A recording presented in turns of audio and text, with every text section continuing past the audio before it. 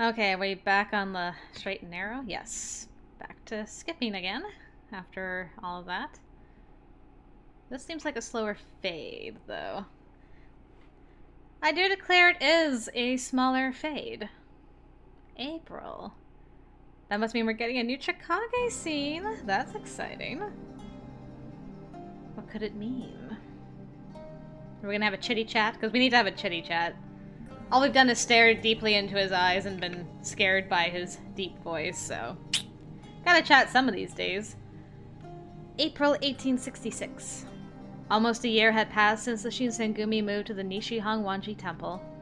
At first, the new compound seemed so big, and it was hectic getting everyone to adjust, but now I feel like it's become a place we can call home. As long as it was within the Nishi-Hongwanji Temple, I was allowed to move as I pleased around the compounds. Maybe that was why I kept my guard down. And someone took advantage of it, mayhap? Madam? Phew. Sorry to cut your sweeping short, Chizuru. That day, as I was cleaning the compounds, I was so carried away with my duties that I noticed I'd made it to the center of the temple. I stopped, pausing to look at my surroundings, and I noticed the fresh new buds dotting the trees planted around the compounds. I realized then that it was spring! It made me stop to count how many springs I'd welcomed during my time in Kyoto. It meant, though, that the weather was going to turn warm soon, which only increased my joy. As such thoughts crossed my mind, I saw a man standing in the corner of my eye. When did he get so close? I couldn't recognize him as a member of the temple's staff. Is he in disguise? As I squinted my eyes to make out his features, I looked towards his face and my eyes grew wide. Nope, not in disguise at all. I'm just blind. There stood Chikage Kazama. The man who allegedly affiliated with the Satsuma, a man who outed himself as a Shinsengumi enemy. And the man who tried to abduct me. Instantly I felt nervous and I froze. What should I do?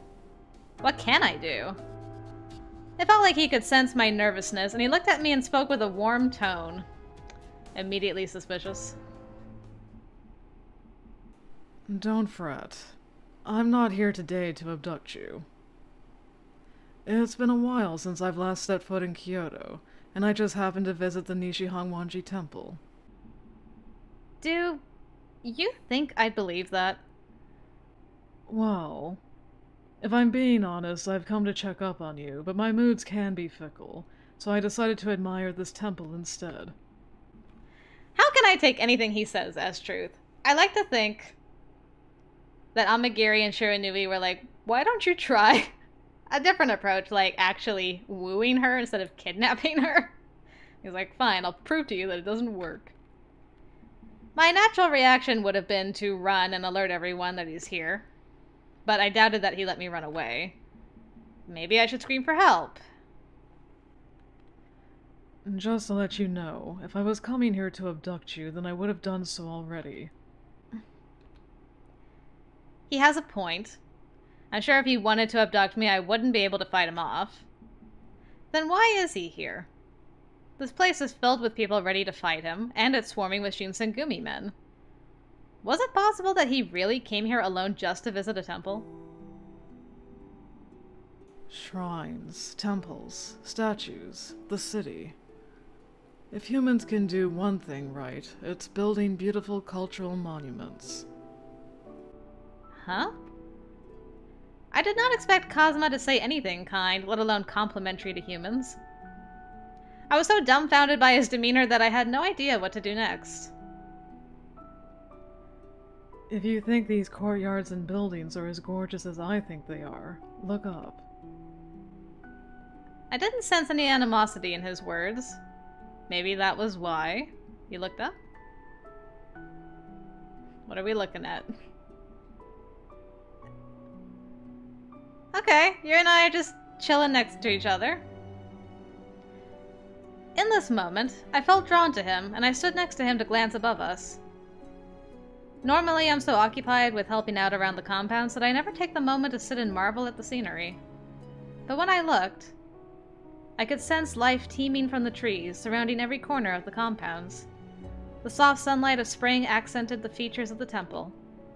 It was so refreshing, watching the bountiful spring around me, as if I was seeing it for the first time. Before I knew it, I had opened my mouth. Wow, it's beautiful. Don't you find it strange? Humans are capable of producing such beautiful things. Yet they think nothing of it when their wars reduce such beauty into ash and dust and fire. They are such fools. And despite being of the same species, clan, or family, they'll find any reason to kill one another. They don't even blink when it comes to deceiving their fellow man, lying their way to the top, and if they want something, they'll steal it. What do you say? Wouldn't you say humans are foolish? There may be some people like that, but that doesn't apply to everyone. Are you talking about those bastards? Yes. Even though the Shinsengumi pride themselves for being warriors, they do it to protect the people of Kyoto and the shogunate. It's never for their personal gain. What Kazama described was true, that there are many people in the world capable of evil. However, the Shinsengumi men are different. I know because I spend every day with them. Then let me tell you a story. Not too far from the Nishi-Hongwanji Temple is the Higashi-Hongwanji Temple. A temple beside a temple. Have you ever thought about how odd that is? Oh, yes. Why is that? Long ago, before there was an Edo shogunate, these two temples were a part of a much larger, more powerful temple named the Hongwanji. During the period of war, the Hongwanji forces were successful in holding the castle for 10 years against Nobunaga Obu. Do you think the Tokugawa, who founded the Edo shogunate, allowed an immense political power, such as the Hongwanji, to be left as they were? Well, I suppose not. Kazama seemed satisfied with my response, and he nodded and continued on. So, the shogunate operated behind the scenes, establishing the Higashi Hongwanji and isolating the original Hongwanji temple. They manipulated the two entities, fanning the embers of conflict until the two sides eventually broke out into battle. They essentially split the Hongwanji forces and funding in half, which exhausted all of their men and made long-term war unfeasible. The separated Nishi Hongwanji and Higashi Hongwanji are the result of this conflict. Neither side knew they were being manipulated, battling their former friends, allies, and comrades for hundreds of years. So, don't you think this sounds familiar? Are you talking about the Shinsengumi men? Kazama didn't answer me. These men, in whom you foolishly placed your faith, are only pawns of the shogunate. They won't realize they're pawns until it's too late, and they will forever be the shogunate's bitches, swinging their swords to put food on the table. They have no sense of the bigger picture, nor do they show any regards for others. All they care about is advancing their self-interests. So, you're telling me that your faith in humans is because of men like them? I don't know.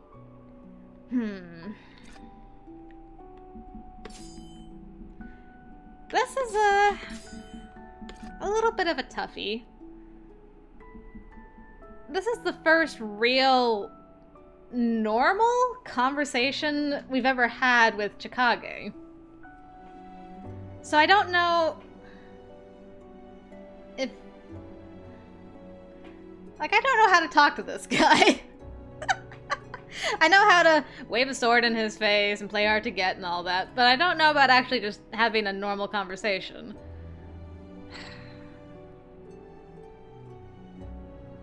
Like, would he find it admirable if she still had hope? Still believed in them? Or would he prefer if she started to go more towards being a demon? I don't know. I don't know.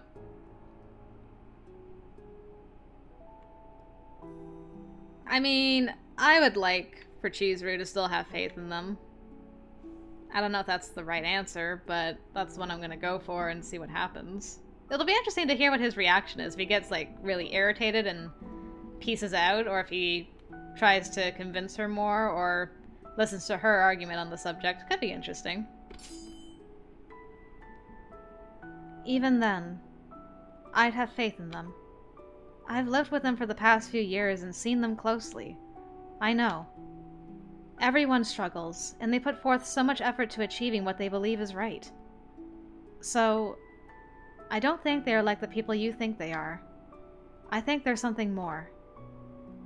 So, you think the Shinsengumi are just, and you don't care if they kill one another or participate in their needless wars? Well, I guess it wouldn't be alright.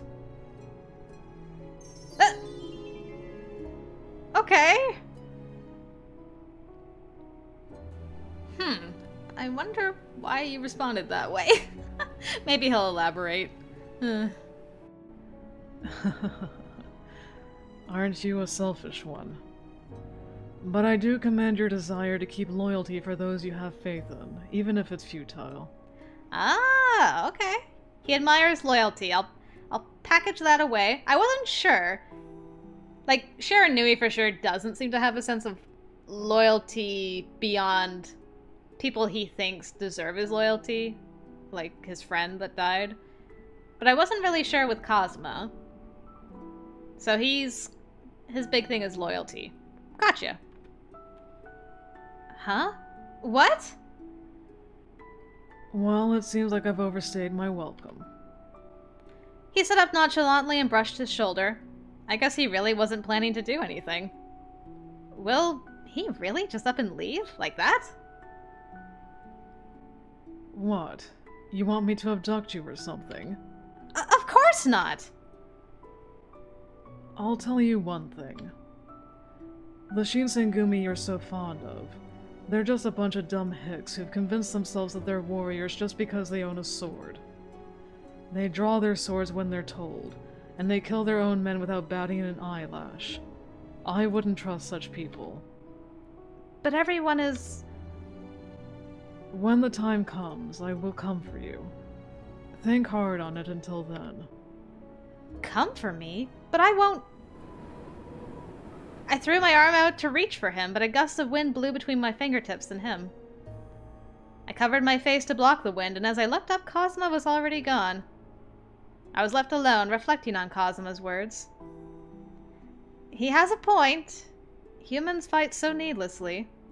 But still, I wanted to believe somewhere in my heart that the Shinsengumi are something more than that. Huh. Unprecedented, that scene. I'm glad it exists. I enjoyed that.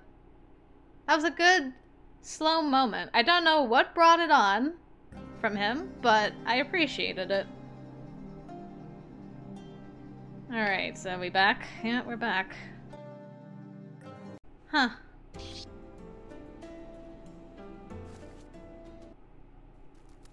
Oh, we're gonna beat Sen. Right. I assume Sen will have a somewhat big role to play with all of this. All of us being demons and all that, you know. Gotta stick together.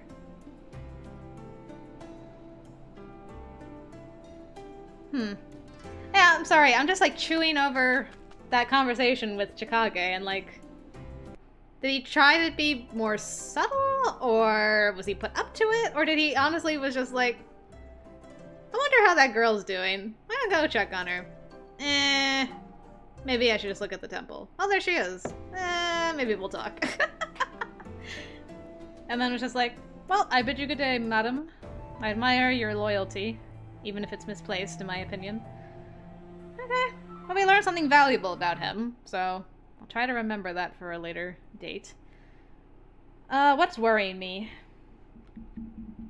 The Furies. Okay. Those fakes, as we like to call them. Oh, hello, Sanan. I haven't seen the scene in ages. Okay. I'm surprised it wasn't Sen that we were thinking about. But fakes is a big thing for Chikage. I guess it does make some sense. So what's the next thing then? Is it the divide? No, the demons attacked before the Great Divide happens, right? No, they take... I'm getting my timeline mixed up. They attack because the divide happens, so there's less men around. I forgot. Okay, so we have to have the Fury attack Chizuru first. Ito and Miki split. Does that mean... Okay. Yeah, chapter 4. So I'm not going to get my preview picture until the next chapter. Once we get to something unskippable, I'm going to check the warrior record again.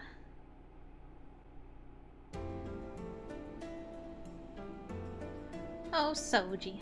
Okay, so we're going to run into Kaoru one more time. Yeah, and then tonight the Fury attacks, and then tomorrow the split happens. So I have to think about... Who am I talking to about that? Soldiers and someone high-ranking. Okay, isn't that Toshi? Might be Toshi. I guess that does make some sense. Toshi is the go-to for most of these things. Since he's very, commanderly. Not prone to bouts of affection.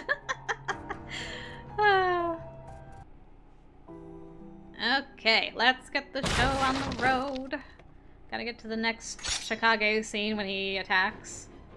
I think the choice he, like, grabs her.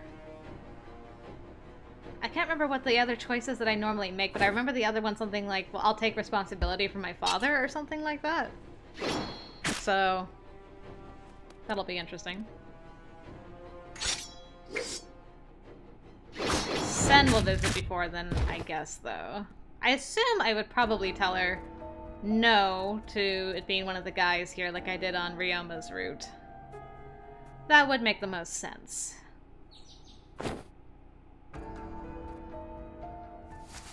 Alright. The first to say goodbye to everyone. So long, farewell. I still get sad every time I see you leave.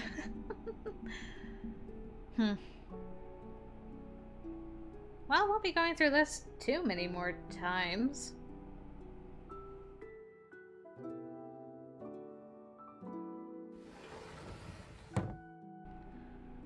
Okay, so, the soldiers, right? Yes, soldiers. And someone high-ranking. Yeah, it is Toshi. I thought it would be.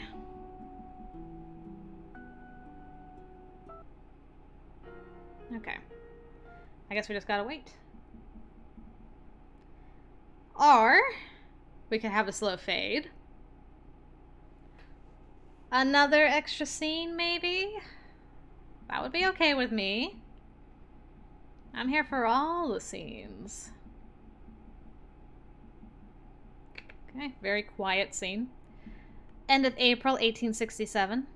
The compounds had become noticeably emptier since the departure of Ito and his men. There were less portions of rice to cook, and there were fewer shoes sitting beside the front doorway. Subtle differences that made my heart ache a little. I had no idea where my father could have been. Saito and Heisuke had left us.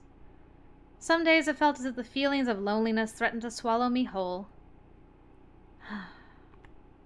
The more I thought about it, the more lost I felt. Yukimura, do you have a moment? Oh, I'm sorry. I was daydreaming, I guess. Oh, no, you needn't worry yourself. You looked rather tired. I only meant to say hello. You do seem in poor spirits, though. Is everything alright? Oh, yes, I'm fine. I see. Ah, yes. Do you think you might do me a favor? Sure, of course. I'd be happy to. There is a store nearby called Iwatoya. I hear the manju is to die for. What do you think? Would you be willing to go and buy me some? Of course, but I don't think it's appropriate for me to leave the compounds on my own. Oh, yes. I had forgotten. Kondo glanced around, and his face lit up when just the man he had likely been looking for appeared around a corner. Oh, Toshi! Do you have a moment? What is it? A little busy right now. Can it wait? This won't take long. I was hoping to send Yukimura on a short errand. Kondo? Are any of the men available to chaperone her? Shinpachi's training the troops. Heisuke's not around. Yamazaki's off duty right now. Ask him. Aw, Yamazaki, my go-to. As it turned out, getting approval to go out was surprisingly easy. Yay, shopping with the bean again. Before long, Yamazaki and I were on our way into the city. Sorry for the trouble. It's no trouble. I had nothing else pressing to do, and no reason not to do what the commander asked me to do. So we're here to get manju. Yes, Kondo says this place makes some that's really good. Although apparently that's common knowledge, so they run out really quick. I appreciated Kondo's effort, but even I could see that sending someone other than me would have been far easier. It looked as though I wasn't as adept at hiding my feelings as I'd hoped. I need to work on that. I don't want them worrying about me. Aw, they worry about you. Phew. I could feel the warmth of the freshly made manju through the box. Kondo would be happy to get them. When I thought about how he'd react, I felt a smile slip across my mouth. Is something wrong? If you're finished, we should head back. Oh, right! She smiles. Yamazaki's like, are you okay? Whoops. Apparently I need to work on smiling more often as well. The sun was inching toward the horizon, pushing our shadows out further and further. The sun looks kind of strange today. It's eerily red. We continued to walk, looking up. Suddenly, Yamazaki stopped. I was wondering, like, this is nice and all, but surely it's not just an extra scene of us spending time with Yamazaki. What's wrong? Get behind me. Then I saw him, walking down the street toward us, and the hustle and bustle seemed to just fall away. Everyone stepped out of his way without so much as a word, even men with swords tied prominently to their hips. You! Can a man just walk down the street? Ah, how unexpected. Chikage Kazama! What are you doing here? Couldn't I ask you the same thing?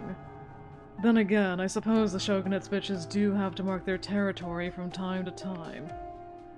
Nonetheless, I'm surprised to see you allowed the bird out of her cage. Tell me, why is she here? Yamazaki slipped a hand into his pocket and Kazama grinned. Really? Surely you don't think you have something hidden in there that might allow you to defeat me? Would you like to find out? Yamazaki, wait! There are too many people here! I could see several families on the street, their children laughing and playing around their ankles. Yamazaki's eyes flicked back and forth, taking in everything. When he spoke, it was in a voice so low that only I could hear. Yukimura, you need to run. I'll deal with him. But... Kazama wasn't just another angry Ronin. He had fought the entire Shinsengumi to a standstill and then walked away. Yamazaki was skilled, to be certain, but the odds were not in his favor.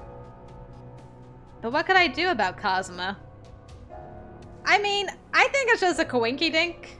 Or if it's not a coinky-dink, he's continuing his strategy of like, oh, isn't it odd to run into you here this fine day? Do you want to chat?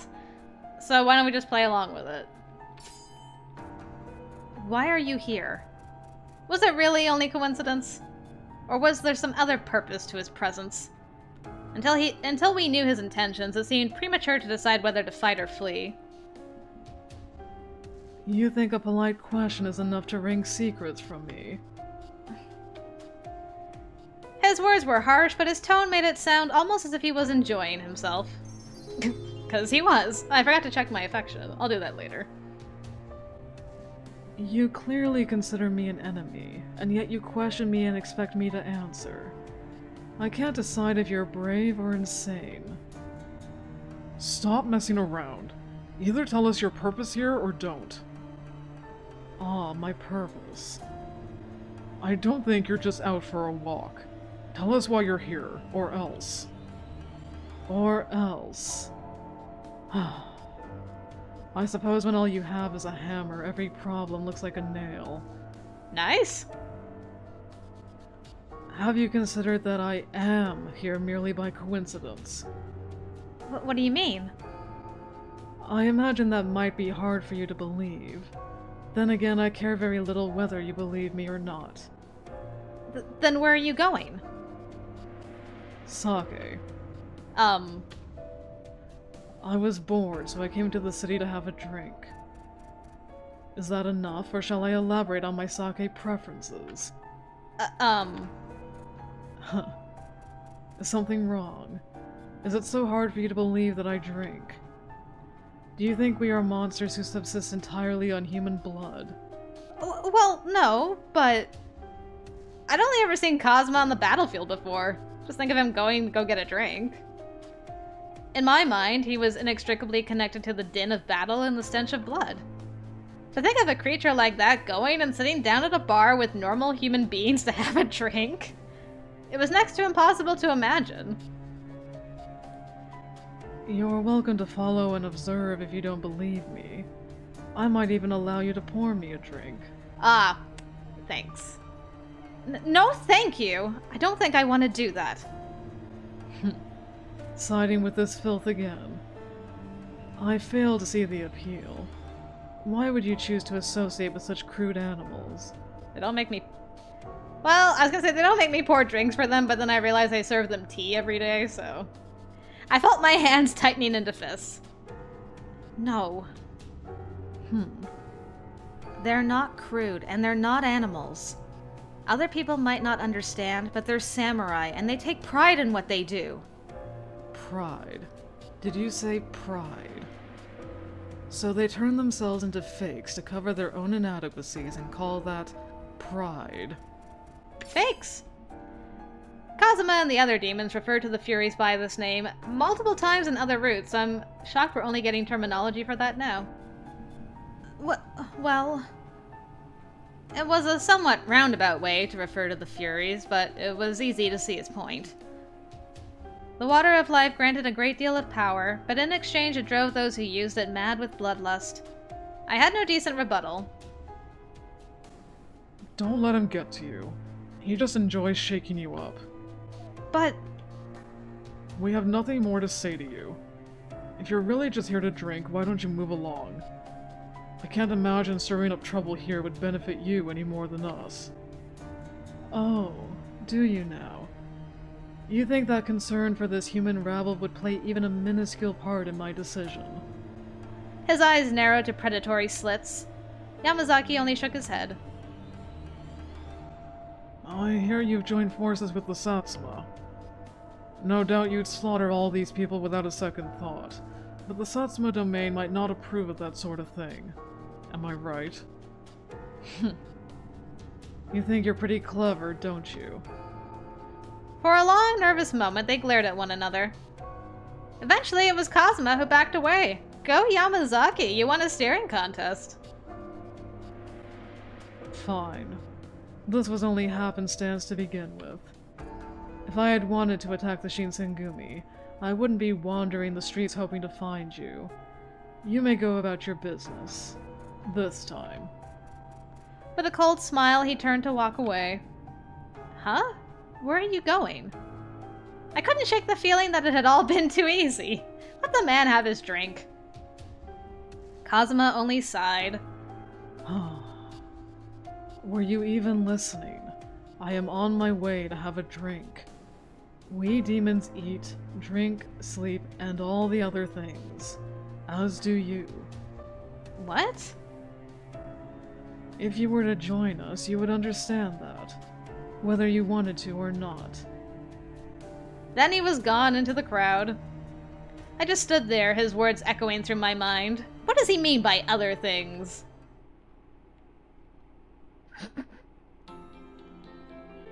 I need to tell the commander about what happened. You should get back to your room. Don't leave unless someone's with you. Okay, thank you. Aw, such a protective boy. I turned and headed towards Kondo's room. The manju was cold by the time I got there. Sorry. Even after returning to my own room, Kazama's words rang in my ears. We demons eat, drink, sleep, and all the other things, as do you. A demon. That was what he called himself, but he looked no different from any normal human. Did he go back to a home of his own? What did he do there? Was his a pleasant life? A peaceful one? Had to be more peaceful than the life that Shinsengumi led. Damn. I still want to be here, though, even if I'm not very helpful. To join Kazama and the demons would be to admit that I was a demon myself, and that prospect frightened me. Besides, I'd grown fond of the Shinsengumi. I wanted more than anything else to stay with them and help them realize their dreams.